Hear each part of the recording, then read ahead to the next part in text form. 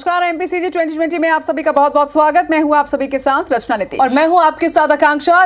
दिन भर की मध्य प्रदेश और छत्तीसगढ़ की खबरें हम इस बुलेटिन में आपके लेकर आए हैं, तो आइए शुरुआत करते हैं।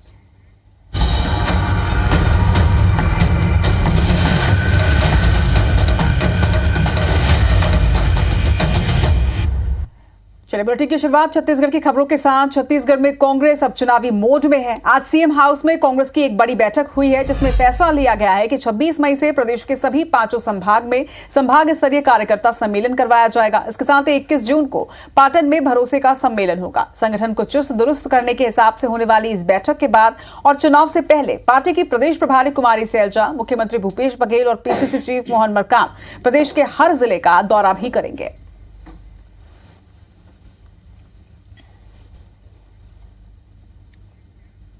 वहीं भोपाल में कैबिनेट की बैठक के दौरान सीएम शिवराज सिंह चौहान आज करप्शन पर सख्त नजर आए। बैठक में ही उन्होंने मंत्रियों को निर्देश दिए, करप्शन किसी भी कीमत पर बर्दाश्त नहीं किया जाएगा। एक क्लास 1 अधिकारी को कल ही सेवा से बर्खास्त किया है। सीधे मेरे निर्देश में बिना किसी विलंब के कठोरतम कार्रवाई करें।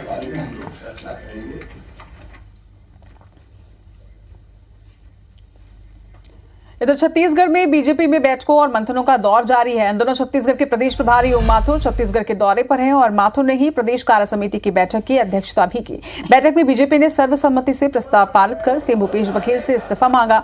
वहीं बैठक में शराब घोटाले के लिए कांग्रेस सरकार की निंदा भी हुई है। साथ ही बीजेपी नेता शिवरतन शर्मा का छत्तीसगढ़ बचाओ संकल्प भी सर्वसम्मति से पारित किया गया।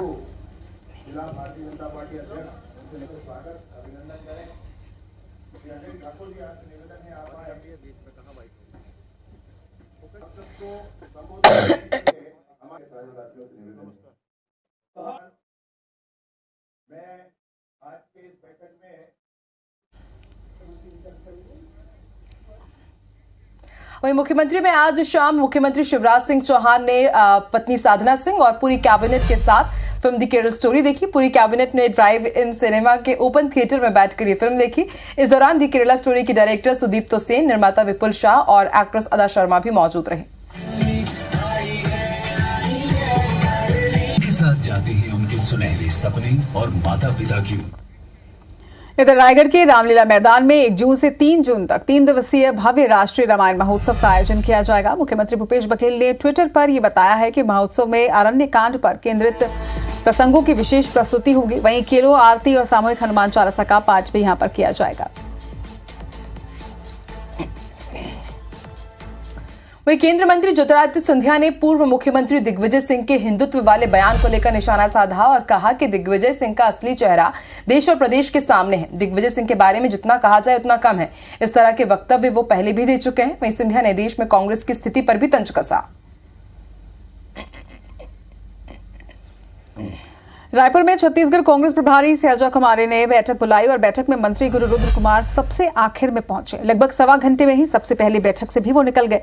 बैठक खत्म होने के बाद मंत्री रुद्र कुमार ने मंत्री टीएस सिंहदेव से मुलाकात की और उनके साथ करीब 1.5 घंटे तक चर्चा हुई है। चर्चा यह है कि मंत्री रुद्र गुरु का एक मंत्री से विवाद है, जिसकी चर्चा बैठक में भी हुई। हालांकि इसे लेकर मंत्री टीएस सिंहदेव का कहना है कि कोई विवाद वाली बात नहीं है। गुरु रुद्र कुमार को बैठक में बुलाया नहीं गया था, उन्हें बैठक की जानकारी भी नहीं थी और इसीलिए गुरु रुद्र कुमार जल्दी वहां से निकल गए।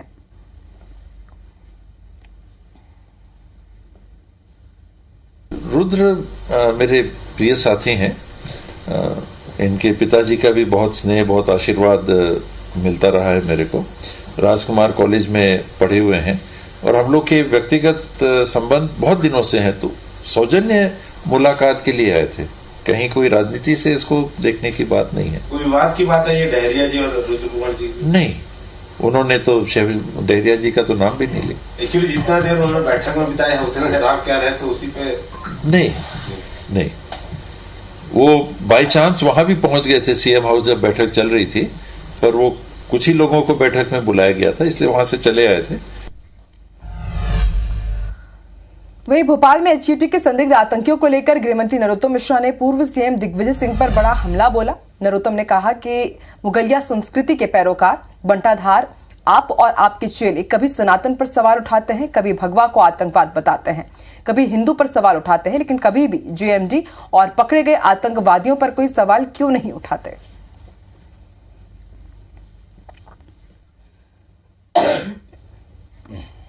इधर दुर्ग कलेक्टर पुष्पेंद्र मीना ने नर्सिंग होम एक्ट का उल्लंघन करने पर 2 हॉस्पिटल्स पर एक्शन लिया है। नंदनी रोड स्थित एसएस और पावर हाउस के अंबे हॉस्पिटल को 30 दिनों के लिए सील कर दिया गया है। एलोपैथी पद्धति से लाइसेंस इन दोनों ही अस्पतालों में आयुर्वेदिक डॉक्टर इलाज करते मिले।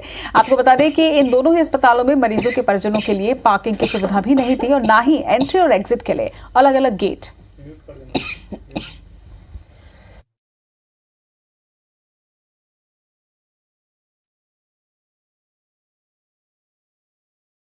एक कलेक्टर साहब के निर्देशन पे एक टीम का गठन किया है। उस टीम में हम अभी जितने भी नर्सिंग होम अभी चल रहे हैं और जिन्होंने भी अप्लाई किया है और जो नर्सिंग होम जो बिना लाइसेंस के चल रहे हैं, इन सभी पे हम कार्रवाई करने के लिए हमारी टीम बनी हुई है और यह हर जगह जा कर के ये देखेगी और देखने के बाद कोई भी अगर इसमें गलती पाई जाएगी तो उसके ऊपर कार्रवाई की जाएगी। एक साल में 10 लाख लोगों को रोजगार देने के संकल्प के साथ केंद्र सरकार ने मंगलवार को एक बार फिर से रोजगार मेले का आयोजन किया, जिसके तहत जबलपुर में डाक विभाग, भारतीय रेल, सीडीए और सीओडी के 250 से ज्यादा युवाओं को नियुक्ति पत्र दिए गए। कार्यक्रम में केंद्रीय मंत्री डॉक्टर वीरेंद्र कुमार सिंह ने युवाओं को नियुक्ति पत्र बांटे। वहीं कार्यक्रम में पीएम मोदी का संबोधन भी सुनाया गया।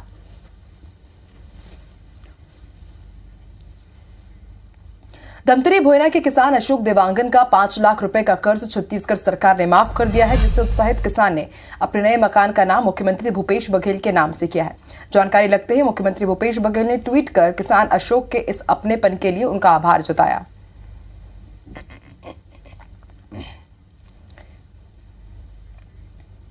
मध्य प्रदेश के गांव में प्रॉपर्टी टैक्स लगाए जाने के फैसले ने सियासी रूप ले लिया है। आम आदमी पार्टी की प्रदेश अध्यक्ष रानी अग्रवाल ने सरकार से पंचायत टैक्स खत्म करने की मांग की। वहीं रानी अग्रवाल का कहना है कि गांव में रहने वाले लोग गरीब हैं और वो घर के साथ ही मकानों का टैक्स देने में सक्षम नहीं है, इसीलिए सरकार को ग्रामीण क्षेत्रों से टैक्स की बकाया वसूली स्थगित करनी चाहिए।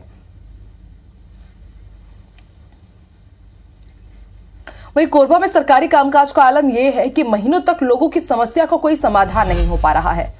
राजस्व विभाग से परेशान एक शख्स तहसील कार्यालय में जाकर लेट गया और तब जाकर प्रशासन की हरकत में आया है। दरअसल कोरबा तहसील के ग्रामीण क्षेत्र से वास्ता रखने वाले संजय सिंह अपनी समस्या को लेकर लंबे समय से चक्कर काट रहे थे। इनकी परेशानी इस बात को लेकर थी कि गांव में मौजूद इनकी जमीन सरकार के भूया पोर्टल में डिस्प्ले ही नहीं हो रही। अपने खसरा नंबर की तलाश करते हुए परेशान हो चुके जब सुनवाई नहीं हुई तो आखिरकार संजय सिंह कोरबा तहसील कार्यालय पहुंचे और गैलरी में आके लेट गए। मौके पर पहुंची पुलिस ने जब पड़ताल की तो संजय सिंह ने एक पत्र भी सौंपा है। रेलवे को सबसे ज्यादा आय देने वाले बिलासपुर रेल जोन की एक बार फिर से अनदेखी की जा रही है। बिलासपुर नागपुर के बीच वंदे भारत ट्रेन शुरू हुई थी, जिसका जोर शोर से प्रचार भी किया गया, लेकिन अब उसे अस्थायी तौर पर बंद कर दिया गया। वंदे भारत की रैक के स्थान पर तेजस रैक का उपयोग अब रेलवे करने जा रहा है, जिसके पीछे मुख्य वजह छत्तीसगढ़ को मिली वंदे भारत ट्रेन के रैक का उपयोग सिकंदराबाद और तिरुपति के बीच ट्रेन शुरू करने के लिए किया जाएगा। आपको बता दें वहां के रैक का उपयोग किया जा सकता था। वहीं इस मामले में रायपुर डीआरएम संजीव कुमार का यह कहना है कि यह अस्थायी व्यवस्था है, बहुत जल्द ही नया रैक उपलब्ध हो जाएगा। घरेलू पर्यटन को बढ़ावा देते हुए रेल मंत्रालय भारत गौरव ट्रेन का संचालन कर रहा है और इसी कड़ी में इंदौर से पहली भारत गौरव ट्रेन पूरी गंगा सागर यात्रा पर रवाना हुई है। ये ट्रेन 9 रात और 10 दिन की यात्रा करेगी, माफ कीजिएगा। इसमें सवार 755 यात्री पूरी गंगा सागर, बैद्यनाथ, वाराणसी और अयोध्या के धार्मिक स्थलों पर दर्शन करेंगे। इस ट्रेन को केंद्रीय रेल राज्य मंत्री जरदोश ने वर्चुअली झंडा दिखाकर रवाना किया और कहा कि भारत सरकार लगातार रेलवे को उन्नत करने की दिशा में बड़े कदम उठा रही है।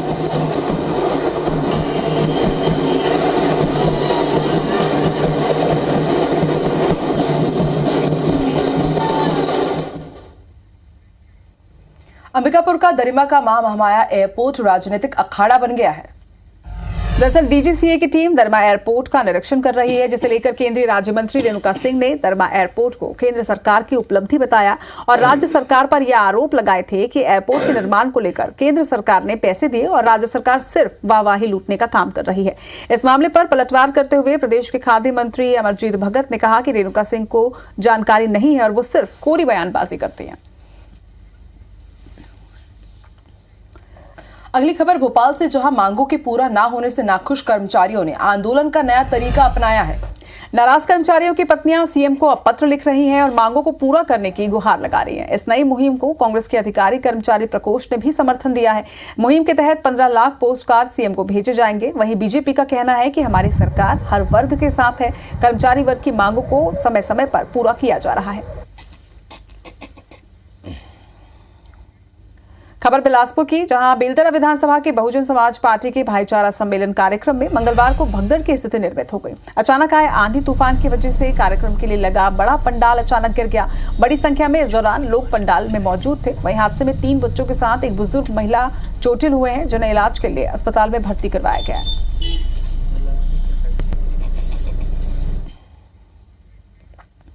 ग्वालियर में व्यापारी आशीष चौधरी जन सुनवाई में जहर की गोलियां लेकर पहुंच गए और सुनवाई न होने पर जहर की गोलियां खाने की बात कही, जिसे देख सभी सन्न भी रह गए। दरअसल व्यापारी का कहना है कि 15 अप्रैल को आरोपी नकुल रावत उससे 18,000 का किराने का सामान ले गया।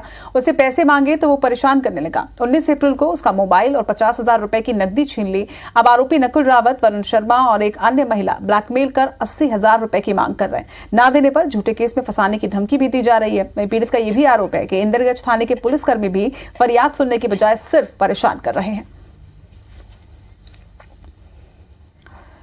इधर भिलाई में विद्युत विभाग के मेंटेनेंस के चलते फिल्टर प्लांट से मंगलवार शाम शहर की पानी टंकियों में सप्लाई नहीं हुई। सबसे ज्यादा असर इसका खुर्सीपार में नजर आया। यहां पर करीब 12,000 से ज्यादा घरों में शाम को पानी की सप्लाई नहीं की जा सकी। वहीं शहर के अन्य क्षेत्रों में एक दिन पहले ही पानी की टंकियों को भर लिया गया था, जिसके चलते शाम की सप्लाई पर ज्यादा असर नहीं पड़ा।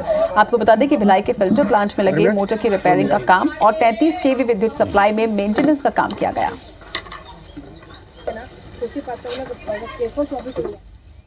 हरदा जिले की हंडिया तहसील के करीब 7 गांव में बीते 15 घंटे से बिजली सप्लाई बंद है, जिसके चलते ग्रामीण परेशान हैं। ग्रामीणों ने बताया कि कोलीपुरा, देवास, भाटू गांव, नाथटोला, भंवर तालाब, नया गांव, देवास और कोलीपुरा गांव में बीते 15 घंटे से बिजली नहीं है, जिसके चलते ग्रामीण अंधेरे में रात गुजारने को मजबूर है। वहीं बिजली विभाग ने लगातार शिकायत के बावजूद कोई ध्यान नहीं दिया है। इस संबंध में बिजली विभाग के उप महाप्रबंधक RK अग्रवाल ने जांच की बात जरूर कही है। लाइट वगैरह आ ही नहीं रही सर कल से। क्या है, मच्छर से बच्चे परेशान, हम खुद परेशान रहते हैं। रात भर नींद आती है मच्छरों में। हमारे विभाग में कोई भी आवेदन नहीं आया। आपने अभी मेरे संज्ञान में लाया है, मैं जांच करता हूँ। में कोलकाता NIA की टीम ने शहर के मोगढ़ थाना क्षेत्र के खान शाहवाली इलाके में छापेमार कार्रवाई की। बताया जा रहा है कि टीम ने अब्दुल रकीब कुरैशी नामक व्यक्ति से पूछताछ की है। रकीब पर सिमी और ISIS से जुड़े होने का संदेह भी है। रकीब के घर करीब 2 घंटे तक टीम ने सर्चिंग की और रकीब के परिवार के लोगों से भी पूछताछ की जा रही है। मामले की पुष्टि खंडवा SP सत्येंद्र कुमार शुक्ला ने की है। कवर्धा की प्रमुख नदियों के किनारे धड़ल्ले से अवैध ईंट भट्टी संचालित की जा रही है। रेंगाखार सहित सकरी नदी, हाफ नदी, मनकुना और आगर नदी के किनारे मदनपुर, खामी, खड़ौदा और आछी में बड़े पैमाने पर अवैध तरीके से ईंट भट्टे का संचालन हो रहा है। खनिज विभाग से अनुमति लिए बिना ईंट बनाई जा रही है, जिसे लेकर भाजयुमों ने कार्रवाई की मांग भी की है। वहीं मामले में कलेक्टर ने जांच कर कार्रवाई का आश्वासन दिया है। अगली खबर शहडोल से, जहां पुलिस ने 3 स्पा सेंटरों में छापेमारी की है, जहां से 35 युवक युवतियों को आपत्तिजनक हालत में गिरफ्तार किया गया। पुलिस ने कोतवाली थाना क्षेत्र के अंबेडकर चौक, इंदिरा चौक और बुढ़ार थाना क्षेत्र के धनपुरी रोड के एक कॉम्प्लेक्स में दबिश दी थी, जहां मसाज सेंटर की आड़ में देह व्यापार का गोरख धंधा चल रहा था। इसी के साथ MPCG 2020 में आज के लिए इतना ही। मगर आगे देखिए 10 बजे रात पूरे दिन की बात। हमें दीजिए इजाजत। नमस्कार।